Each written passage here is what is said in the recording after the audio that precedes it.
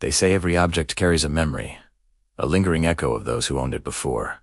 Elias didn't believe in ghosts. The estate sale was a graveyard of forgotten lives. Amidst the clutter, one piece stood out, an ornate, silver-framed mirror. There was something hypnotic about the glass.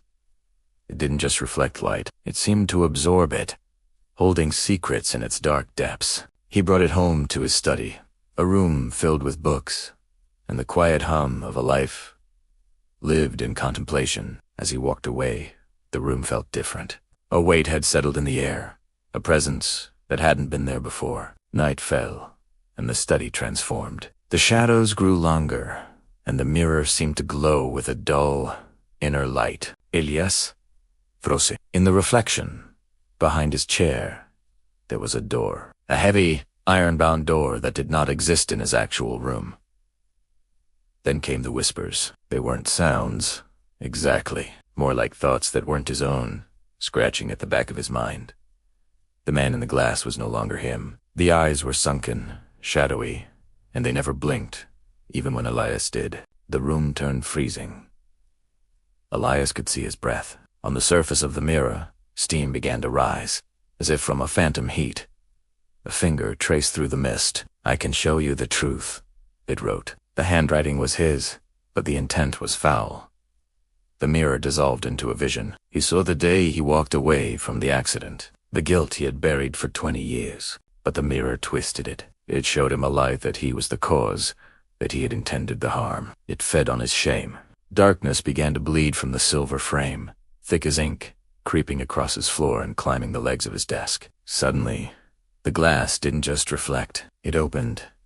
A pale, distorted hand reached out from the oily shimmer, cold as death. It gripped his throat, pulling him toward the gray, lifeless world inside the frame. The room around him began to flicker and fade. In that moment of terror, Elias understood. The mirror lived on the lies we tell ourselves. It lived on unearned guilt. He stopped struggling. He looked the entity in its hollow eyes and spoke. "I made a mistake, but I am not your slave." He reached for his desk, grasping a silver Balan heirloom passed down through generations of his family.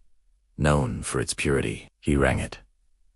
The sound was a piercing, crystalline note that cut through the whispers in the cold like a blade of light. The resonance hit the glass. A web of cracks began to spread from the center, where the entity's hand still clutched the air. With a final, thunderous roar, the mirror exploded. The malevolent force was sucked back into the void between the shards. Silence returned. The air grew warm, and the oppressive weight lifted.